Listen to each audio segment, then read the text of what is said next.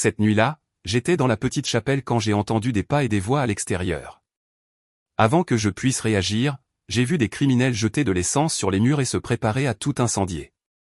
La peur m'a envahi. Cela ressemblait à la fin. À genoux, j'ai levé les yeux et j'ai supplié de toute mon âme, Notre-Dame d'Aparecida, protège ta maison. Et c'est alors que l'impossible s'est produit. Frère, ce dont j'ai été témoin ensuite ne peut être expliqué par des mots humains, et encore aujourd'hui, quand je m'en souviens, mon cœur tremble encore. Je m'appelle Padre Antonio Silva et je sers le Seigneur depuis 23 ans dans les terres les plus reculées et les plus difficiles du continent africain.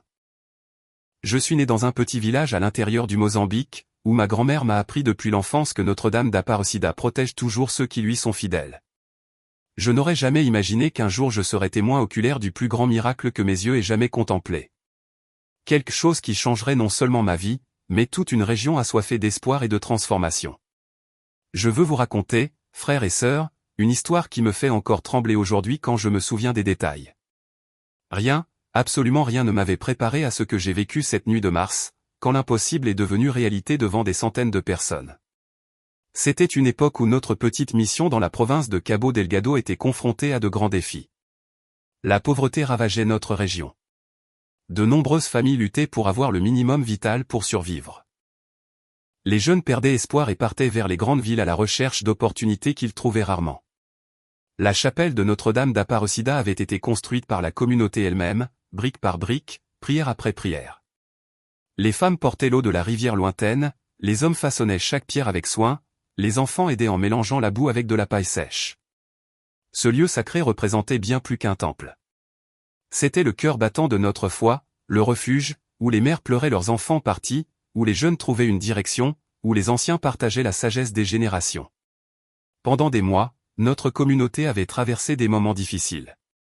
La sécheresse prolongée avait endommagé les récoltes. De nombreuses familles manquaient du nécessaire et un esprit de découragement planait sur notre village. Certains jeunes ont commencé à fréquenter des personnes mal intentionnées venant de l'extérieur, apportant des idées destructrices et des habitudes nuisibles, mais la communauté est restée unie, se réunissant chaque soir pour le chapelet, chantant avec des voix qui résonnaient à travers la savane comme un chœur céleste. C'est un mardi pluvieux que tout a commencé à changer. J'étais en train d'organiser les livres de prière quand une jeune Esperanza, une fillette de seulement 8 ans, a couru vers moi avec des yeux brillants d'une manière que je n'avais jamais vue auparavant. Elle a tiré ma soutane avec ses petites mains délicates et a dit d'une voix qui semblait porter une autorité surnaturelle, « Padre Antonio, Notre-Dame est venue me rendre visite ce matin. » Elle a dit que quelque chose de très important allait se produire dans la chapelle et que le Seigneur a besoin d'appeler tout le monde à prier avec plus de foi que jamais. J'ai regardé cet enfant et j'ai ressenti quelque chose de différent dans mon esprit. Esperanza a toujours été spéciale, mais à ce moment-là, il y avait une lumière dans ses yeux qui m'a fait comprendre que Dieu parlait à travers elle. J'ai demandé des détails sur la vision et elle a décrit, Notre-Dame est apparue exactement comme elle apparaît sur l'image vénérée dans notre chapelle. Le manteau bleu foncé couvert d'étoiles, les mains jointes en prière, le visage d'une miséricorde et d'une compassion infinie. Elle se tenait juste là sur l'autel, Padre, a continué Esperanza, pointant l'intérieur de l'église. Et elle a dit que des jours de transformation viendront, mais qu'elle nous protégera tous d'une manière qui fera connaître son amour au monde entier. Elle a également dit au Seigneur de ne pas avoir peur, car de puissants anges seront avec nous quand le moment sera venu.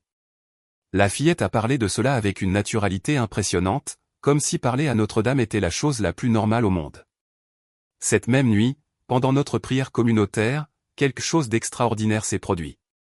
Le vieux Benedito, un homme de 72 ans qui avait perdu la vue il y a plus de 10 ans, s'est soudainement levé au milieu de la prière et a commencé à parler d'une voix qui ne semblait pas être la sienne. Enfants, préparez vos cœurs, car Notre-Dame va montrer sa puissance d'une manière que vous n'avez jamais imaginée. Ce qui semble être un défi se transformera en bénédiction. Ce qui semble être une fin se transformera en commencement. Restez fermes dans la foi, car la victoire est déjà garantie. Nous sommes tous restés dans un silence absolu. Benedito avait parlé comme s'il pouvait voir parfaitement. Ses yeux aveugles brillaient d'une lumière mystérieuse.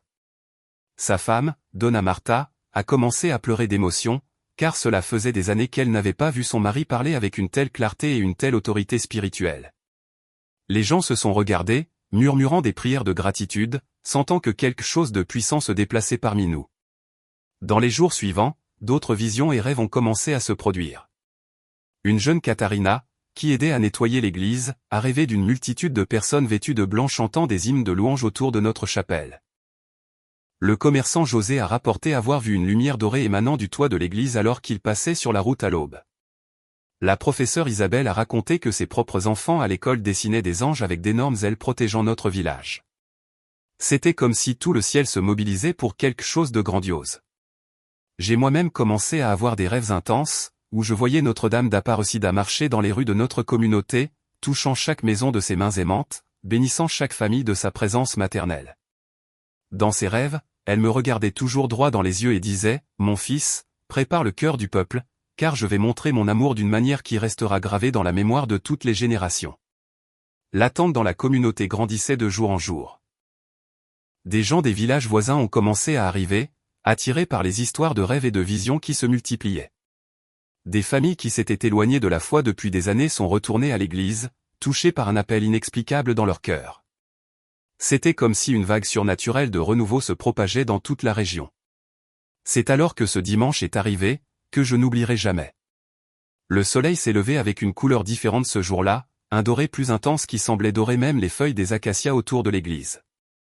L'air était chargé d'une attente surnaturelle, comme si toute la création retenait son souffle, attendant que quelque chose d'extraordinaire se produise. Pendant la messe du matin, j'ai ressenti une présence de Notre-Dame si forte qu'elle était presque palpable. Les gens chantaient avec une ferveur que je n'avais jamais vue auparavant. Les petits-enfants levaient leurs petites mains, comme s'ils voyaient des anges invisibles à nos yeux. Les adultes pleuraient des larmes de gratitude, sans savoir exactement pourquoi. C'était comme si tout le monde savait que quelque chose de miraculeux était sur le point de se produire. Après la messe, un groupe de jeunes s'est approché de moi avec une expression d'urgence sur leur visage. « Padre Antonio, a dit le jeune Miguel, nous avons fait le même rêve la nuit dernière. Nous avons tous rêvé que de mauvaises personnes allaient essayer de nuire à notre église, mais que Notre-Dame allait l'empêcher d'une manière miraculeuse. Pensez-vous que nous devrions monter la garde ici ce soir ? » J'ai regardé ces jeunes courageux et j'ai senti mon cœur se remplir d'une paix qui surpasse toute compréhension. Je savais que Dieu préparait quelque chose d'extraordinaire et que notre foi serait testée d'une manière que nous n'avions jamais imaginée. « Oui, mes enfants, ai-je répondu, nous allons passer la nuit en prière. Nous allons veiller et attendre ce que Notre-Dame a préparé pour nous. » Alors que le soleil se couchait ce dimanche, peignant le ciel du Mozambique de tons orange et dorés qui semblaient refléter la gloire divine, de plus en plus de personnes sont arrivées à la chapelle. Des familles entières portant des nattes et des couvertures, prêtes à passer toute la nuit en prière. Des personnes âgées qui quittaient rarement leur domicile sont apparues en s'appuyant sur des cannes, déterminées à participer à ce moment spécial. L'atmosphère était indescriptible. Ce n'était pas la peur que nous ressentions, mais une anticipation sacrée, comme si nous savions que nous étions sur le point d'être témoins de quelque chose qui changerait nos vies à jamais. Les enfants jouaient tranquillement autour de l'église, mais même semblaient sentir que cette nuit serait différente. Leur rire cristallin se mêlait au chant des adultes, créant une symphonie céleste qui semblait attirer la présence de Dieu lui-même. Je me souviens avoir regardé le ciel ce soir-là et avoir vu les premières étoiles apparaître avec un éclat inhabituel. C'était comme si même la création se préparait à être témoin de quelque chose d'extraordinaire. Le parfum des fleurs sauvages, qui poussaient autour de la chapelle, semblait plus intense. Le son du vent dans les feuilles des arbres ressemblait à des murmures angéliques. Vers 20 heures, notre petite chapelle était complètement pleine et des dizaines de personnes étaient réparties dans la cour extérieure. Tout le monde avait des chapelets à la main, des bougies allumées, illuminant des visages pleins d'attente. Nous avons commencé notre chapelet communautaire et les voix se sont élevées à l'unisson, créant des échos qui semblaient toucher le cœur de Dieu lui-même. C'est pendant la 3e dizaine du chapelet que les choses ont commencé à prendre une dimension surnaturelle. Une jeune Esperanza, qui était assise au premier rang à côté de sa mère, s'est soudainement levée et a commencé à marcher vers l'autel, les yeux fixés sur quelque chose que seule elle pouvait voir. Sa mère a essayé de la retenir, mais la fillette a continué à marcher avec une détermination qui n'était pas naturelle pour une enfant de son âge. « Elle est là », a dit Esperanza d'une voix claire qui a résonné dans toute la chapelle. « Notre-Dame est juste là sur l'autel et elle veut vous parler à tous. » Les gens se sont tournés pour regarder dans la direction que la fillette pointait. Et bien que la plupart ne voyaient rien de visible à l'œil nu, tout le monde a ressenti une présence puissante remplir cet environnement sacré. C'est à ce moment-là que quelque chose a commencé à se produire que je ne pourrai jamais expliquer complètement. l'air à l'intérieur de la chapelle a commencé à devenir plus dense, comme s'il était chargé d'une énergie divine. Les bougies, qui avaient des flammes petites et vacillantes, ont soudainement commencé à brûler avec une intensité et une stabilité surnaturelles.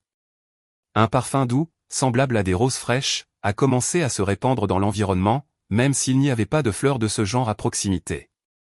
Les gens ont commencé à murmurer des prières plus ferventes. Certains pleuraient d'émotion, d'autres levaient les mains en signe d'adoration. C'était comme si toute la congrégation était enveloppée d'un manteau invisible d'amour et de protection. J'ai senti mon propre cœur s'accélérer, non pas par peur, mais par une attente sainte qui grandissait à chaque seconde. Frères et sœurs, avez-vous déjà senti la présence de notre très sainte mère? A-t-elle déjà protégé votre famille de quelque chose? Laissez un commentaire. Il était environ 22h30 quand nous avons entendu les premiers bruits étranges venant de l'extérieur de la chapelle. Un bruit de pas lourds, des voix étouffées, des chuchotements. Le bruit métallique d'objets manipulés. Mon cœur s'est accéléré, mais pas par peur. Il y avait une paix surnaturelle qui planait sur nous tous, comme si nous étions protégés par une force invisible bien plus grande que toute menace terrestre. Une jeune Esperanza, qui était toujours debout près de l'autel, s'est tournée vers la congrégation et a dit d'une voix qui ne semblait pas être celle d'une enfant, « N'ayez pas peur. Notre-Dame a dit que c'est maintenant qu'elle va montrer sa puissance. Continuez à prier, car vous allez voir des choses que vous n'avez jamais imaginées. » La naturalité avec laquelle la fillette parlait était impressionnante, comme si elle rapportait simplement une conversation qu'elle venait d'avoir. Les bruits de l'extérieur se sont intensifiés. Nous pouvions clairement entendre qu'il y avait plusieurs personnes qui se déplaçaient autour de la chapelle, parlant à voix basse mais urgente. À travers la fente de la porte principale, nous avons réussi à voir les lumières de lanternes percer l'obscurité de la nuit. Il y avait au moins 6 ou 7 hommes portant des récipients que nous ne pouvions pas identifier à distance. Continuez à prier, ai-je murmuré à la congrégation. Et ma propre voix sonnait plus calme que je ne le ressentais moi-même. Ne sortez pas d'ici, restez en prière. Les gens ont obéi, mais j'ai remarqué que de nombreux visages se tournaient vers les fenêtres, essayant de comprendre ce qui se passait à l'extérieur. Les enfants se sont instinctivement approchés de leur mère, mais même n'ont pas montré la panique qui serait naturelle dans une situation comme celle-là. Soudain, nous avons entendu le bruit indubitable de liquide versé contre les murs extérieurs de la chapelle. Une odeur forte et pénétrante a commencé à s'infiltrer à travers les fissures des portes et des fenêtres. C'était du carburant, une sorte de substance inflammable qui était répandue autour de tout le périmètre de notre église. Mon sang s'est glacé quand j'ai compris les intentions de ces hommes. Ils avaient l'intention de mettre le feu à notre chapelle avec nous tous à l'intérieur. Padre, a murmuré le jeune Miguel, qui était assis à côté de moi. Ils veulent brûler l'église. Que faisons-nous? J'ai regardé et ensuite toutes ces familles confiantes qui étaient venues passer la nuit en prière, attendant un miracle. Des personnes âgées qui pouvaient à peine marcher, des mères avec des bébés dans les bras, des enfants innocents qui jouaient parmi les bancs. Ils étaient tous là parce qu'ils faisaient confiance à la promesse que Notre-Dame les protégerait. C'est dans ce moment de tension extrême que quelque chose d'absolument inexplicable s'est produit. L'image de Notre-Dame d'Aparecida, qui était sur l'autel principal de la chapelle, a commencé à émaner une lumière douce mais perceptible. Ce n'était pas un reflet des bougies ou d'une source de lumière externe. C'était sa propre luminosité, dorée comme du miel pur, qui a commencé au cœur de l'image et s'est irradiée dans tout l'environnement. « Regardez » a crié la professeure Isabelle, pointant l'autel. L'image brille. Tous les yeux se sont tournés vers Notre-Dame d'Aparecida. Et ce que nous avons vu est quelque chose qui restera gravé dans nos mémoires pour toute l'éternité. La lumière a augmenté progressivement, pas brusquement ou de manière effrayante, mais comme une douce aube qui illumine progressivement le ciel. Dehors, les bruits se sont intensifiés. Nous pouvions entendre les hommes parler plus fort. Ils semblaient se disputer à propos de quelque chose. L'odeur de carburant est devenue de plus en plus forte et, d'après le son, ils avaient pratiquement entouré toute la chapelle de cette substance dangereuse. Il était évident que n'importe quelle étincelle entraînerait une explosion dévastatrice, mais à l'intérieur de la chapelle, quelque chose de complètement opposé se produisait. La lumière émanant de l'image de Notre-Dame a commencé à se répandre sur les murs, le plafond, créant un environnement de paix et de sécurité indescriptible. Les gens ne pouvaient pas quitter des yeux cette luminosité surnaturelle et beaucoup ont commencé à pleurer des larmes de gratitude et de révérence. « Ma Notre-Dame » a murmuré Donna Marta, la femme de l'aveugle Benedito. Elle est vraiment ici avec nous. D'autres voix se sont jointes à un chœur de murmures reconnaissants. Merci, Mère Aparecida. Protégez-nous, Madame. Montrez votre puissance, chère mère. C'était comme si la présence physique de Notre-Dame était là, consolant chaque cœur, calmant chaque esprit. Soudain, nous avons entendu des pas courir autour de la chapelle et une voix a crié à l'extérieur, « Maintenant, allumez tout !» Le son des allumettes qui s'allumaient a résonné dans la nuit, suivi d'une sorte de son qui indiquait que les flammes avaient commencé à se propager à travers le carburant répandu. Mon cœur s'est emballé et je me suis instinctivement levé, pensant à comment je pouvais protéger toutes ces personnes innocentes. Mais c'est exactement à ce moment-là que l'impossible s'est produit. La lumière émanant de l'image de Notre-Dame d'Aparecida a explosé avec une intensité 1000 fois supérieure, remplissant complètement l'intérieur de la chapelle d'une luminosité dorée qui semblait avoir sa propre vie. Ce n'était pas une lumière qui blessait les yeux, au contraire, elle était réconfortante, accueillante, comme si nous étions enveloppés par les bras maternels de Notre-Dame elle-même. Ensuite, ce qui s'est passé à l'extérieur a défié toutes les lois de la physique que je connaissais. Nous avons entendu des cris désespérés des hommes qui avaient allumé les flammes. De l'eau? D'où vient cette eau? Il pleut, mais il n'y a pas de nuages. Les flammes s'éteignent toutes seules. C'était comme si une pluie torrentielle avait commencé instantanément, mais seulement autour de la chapelle, éteignant complètement les flammes avant qu'elles ne puissent causer de dégâts. À travers la fente de la porte, nous avons réussi à voir qu'une quantité d'eau vraiment impressionnante tombait, comme si de lourds nuages s'étaient formés comme par magie uniquement au-dessus de notre église. Mais quand nous avons regardé le ciel à travers les fenêtres, nous avons vu les mêmes étoiles brillantes qu'avant. Il n'y avait pas un seul nuage visible. La pluie venait littéralement de nulle part, dirigée spécifiquement pour protéger notre chapelle. C'est un miracle, a crié le jeune Miguel et son exclamation a été suivie par des douzaines d'autres voix proclamant la même chose. Les gens se sont levés des bancs, levant les mains en signe d'adoration, chantant des hymnes de gratitude tandis que des larmes de joie coulaient sur leurs visages. La lumière dorée qui remplissait la chapelle semblait pulser au rythme des prières, comme si elle répondait à notre foi. Dehors, les cris des hommes ont continué, mais maintenant ils avaient complètement changé de ton. Ce n'étaient plus des cris de détermination ou de colère, mais d'étonnement et de confusion totale. Vous voyez ça, une voix tremblante a été entendue. L'eau brille. Elle brille comme de l'or. Quel genre d'endroit est-ce? Allons-nous-en d'ici. Il se passe quelque chose de très étrange. Quand j'ai regardé à travers la fenêtre, j'ai pu voir que l'eau qui tombait sur le carburant répandu brillait vraiment de la même lumière dorée qui émanait de Notre-Dame d'Aparecida. C'était comme si chaque goutte était un petit fragment de gloire divine elle-même, purifiant non seulement les substances dangereuses, mais transformant toute cette situation de destruction en quelque chose de sacré et d'extraordinaire. Les hommes qui étaient venus détruire notre chapelle couraient d'un côté à l'autre, complètement perdus et terrifiés face à ce phénomène surnaturel. Leurs récipients de carburant sont tombés de leurs mains tremblantes. Leurs lanternes se sont éteintes une par une, comme si la lumière dorée elle-même qui émanait de la chapelle était bien supérieure à toute source de lumière artificielle. S'il vous plaît, a crié une voix désespérée à l'extérieur. Nous ne savions pas que c'était un lieu sacré. Pardon, pardon. Il était évident que ces hommes vivaient quelque chose qui transcendait complètement leur capacité de comprendre.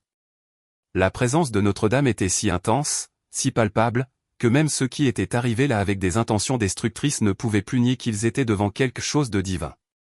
Une jeune Esperanza s'est approchée de la porte principale de la chapelle et l'a dit assez fort pour que tout le monde l'entende à l'intérieur et à l'extérieur de l'église. Notre-Dame a dit que vous pouvez entrer et prier avec nous. Elle vous pardonne et veut vous bénir aussi. La pureté et l'autorité spirituelle dans cette voix enfantine étaient quelque chose qui touchait le cœur le plus endurci. Pendant quelques minutes, il y a eu un silence total à l'extérieur. La pluie miraculeuse a continué à tomber, mais maintenant à un rythme plus doux, comme si elle lavait non seulement le carburant, mais purifiait toute cette atmosphère chargée de tension et de peur. La lumière dorée qui émanait de l'image de Notre-Dame est restée constante, créant un environnement de paix qui s'étendait bien au-delà des murs de la chapelle. Soudain, nous avons entendu des pas hésitants s'approcher de la porte principale. Quelqu'un a frappé timidement, presque inaudiblement. Pouvons-nous vraiment entrer, a demandé une voix étranglée par l'émotion. C'était l'un des hommes qui, quelques minutes auparavant, avait essayé de détruire notre église, demandant maintenant la permission de participer à notre veillée de prière. Je me suis levé et j'ai marché vers la porte, sentant mon cœur déborder de compassion et de pardon. Quand je l'ai ouverte, j'ai vu 7 hommes complètement trempés par la pluie miraculeuse, leur visage transfiguré par un mélange d'étonnement, de repentir et de révérence. Leurs vêtements dégoulinaient encore de cette eau dorée qui brillait doucement dans l'obscurité de la nuit. « Entrez, frères, ai-je dit, ouvrant complètement la porte. Notre-Dame vous attend. » Un par un, ils sont entrés dans la chapelle, la tête baissée en signe d'humilité et de respect. Quand ils ont franchi la porte de l'église, la lumière dorée a semblé les envelopper d'une manière spéciale, comme si Notre-Dame recevait personnellement chacun d'eux. Ce qui s'est passé ensuite est quelque chose que seul le pouvoir transformateur de Dieu peut expliquer. Ces hommes qui, quelques minutes auparavant, étaient venus avec des intentions destructrices se sont agenouillés sur le sol de la chapelle et ont commencé à pleurer comme des enfants. Ce n'étaient pas des larmes de peur ou d'embarras, mais d'une profonde conversion spirituelle qui se produisait en temps réel devant nos yeux. « Pardon, Dieu » a sangloté l'un d'eux, un homme grand et fort, qui semblait maintenant aussi fragile qu'un enfant. Nous ne savions pas ce que nous faisions. Nous ne savions pas que la dame était ici. Ses compagnons ont fait écho à ses demandes de pardon. Et bientôt, toute la chapelle a été unie dans une puissante prière de gratitude et de réconciliation. La lumière qui émanait de l'image de Notre-Dame d'Aparecida a pulsé une fois de plus, comme si c'était une confirmation divine que le pardon avait été accordé et qu'une nouvelle histoire commençait pour nous tous cette nuit extraordinaire. Ce qui s'est passé dans les heures suivantes est quelque chose qui a transformé non seulement nos vies, mais toute la région autour de nous d'une manière que nous n'avions jamais imaginé possible. Ces 7 hommes qui sont entrés dans la chapelle en tant qu'ennemis sont devenus les instruments d'évangélisation les plus puissants que notre communauté ait jamais connus. La présence de Notre-Dame d'Aparecida a continué à imprégner chaque centimètre de cet environnement sacré. Et la lumière dorée qui émanait de l'image semblait croître en intensité à chaque prière, chaque larme de repentir, chaque cœur qui s'ouvrait pour recevoir l'amour divin. L'homme qui semblait être le chef du groupe, un monsieur d'environ 40 ans nommé Samuel, ne pouvait pas arrêter de pleurer. Ses larmes tombaient comme de la pluie sur le sol de la chapelle. Et quand il a regardé l'image de Notre-Dame, c'était comme s'il avait une conversation silencieuse mais profondément transformatrice. « Padre » m'a-t-il dit d'une voix étranglée. « Je n'ai jamais cru en rien de ma vie. J'ai grandi en pensant que la religion était pour les faibles, pour les gens qui ne pouvaient pas résoudre leurs propres problèmes. Mais ce que je viens de voir ici, ça a tout changé à l'intérieur de moi. » Ses compagnons ont fait écho à ces mots. Un jeune homme nommé David, qui ne devait pas avoir plus de 25 ans, tenait un chapelet emprunté à l'une des dames de la communauté et essayait de suivre les prières, même sans connaître les mots. « Je ressens une paix que je n'ai jamais ressentie de ma vie », a-t-il murmuré à travers ses larmes. C'est comme si cette dame avait enlevé un poids énorme de mes épaules, un poids que je portais depuis des années sans même savoir qu'il était là. La transformation était si évidente que même les enfants de la communauté se sont approchés de ces hommes sans aucune crainte. Une jeune Esperanza, qui continuait à être le canal spécial par lequel Notre-Dame communiquait avec nous, est allée directement vers Samuel et a placé sa petite main sur sa main grande et calleuse. Notre-Dame a dit que le monsieur va aider beaucoup de gens à connaître l'amour de Dieu. Elle a parlé avec cette autorité spirituelle qui caractérisait tous ses mots. Elle a dit que le monsieur a un bon cœur, il était juste perdu, mais maintenant il va trouver le chemin. Samuel a regardé cet enfant et quelque chose à l'intérieur de lui s'est complètement brisé. Il l'a prise dans ses bras, l'a serrée avec une tendresse paternelle et a dit entre deux sanglots, « Ma petite fille, je ne mérite pas que tu me parles comme ça. Je suis venu ici pour te faire du mal et tu me reçois comme si j'étais de la famille. » La scène était si touchante qu'il n'y avait pas un œil sec dans toute la chapelle. L'amour et le pardon de Notre-Dame se manifestaient si tangiblement que même ceux qui avaient le cœur le plus endurci ne pouvaient pas résister. Tout au long de la nuit, nous avons continué à prier, mais maintenant c'était une veillée de gratitude et de célébration. La pluie miraculeuse s'était arrêtée, mais ses marques restaient partout. Des flaques d'eau qui brillaient encore de cette lumière dorée et surnaturelle, comme si chaque goutte était un rappel permanent du miracle que Notre-Dame avait accompli pour nous protéger. Le carburant avait été complètement neutralisé, transformé en quelque chose d'inoffensif par la puissance divine qui s'est manifestée cette nuit extraordinaire. Vers 3 heures du matin, quelque chose d'encore plus impressionnant a commencé à se produire. Le vieux Benedito, qui avait perdu la vue il y a plus de 10 ans, s'est soudainement levé du banc où il était assis et a commencé à marcher dans la chapelle sans aucune hésitation, comme s'il pouvait voir parfaitement. « Martha » a-t-il crié à sa femme. « Je vois. Je vois la lumière. Je vois Notre-Dame. » Sa femme a couru vers lui et quand ils se sont embrassés, nous avons tous pu percevoir qu'un miracle de guérison instantanée s'était vraiment produit. Benedito, ai-je demandé en m'approchant de lui. Peux-tu me voir? Peux-tu voir mon visage? Il s'est tourné vers moi avec des yeux brillants d'une manière que je n'avais jamais vue auparavant et a répondu, Padre Antonio, non seulement je peux voir le monsieur, mais je peux voir la lumière de Dieu autour du monsieur. Je peux voir des anges dans cette chapelle? Je peux voir Notre-Dame sourire à nous tous? Ces mots ont provoqué une explosion de joie et de louange qui a résonné dans toute l'église et s'est propagée à la cour extérieure, où d'autres personnes s'étaient rassemblées, attirées par les histoires du miracle. Le jeune David, l'un des hommes qui était venu avec des intentions destructrices, s'est approché de moi avec une expression d'urgence dans ses yeux. Padre, j'ai besoin de faire une confession. Je ne peux plus garder ça à l'intérieur de moi après ce qui s'est passé ici ce soir. Je l'ai emmené dans un coin plus isolé de la chapelle et pendant plus d'une heure, il a déversé des années de mauvaises décisions, de relations brisées, d'occasions perdues.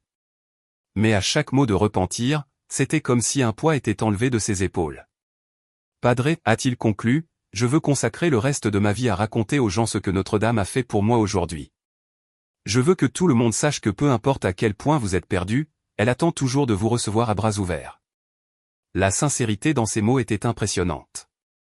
Je savais que j'étais témoin de la naissance d'un puissant évangélisateur.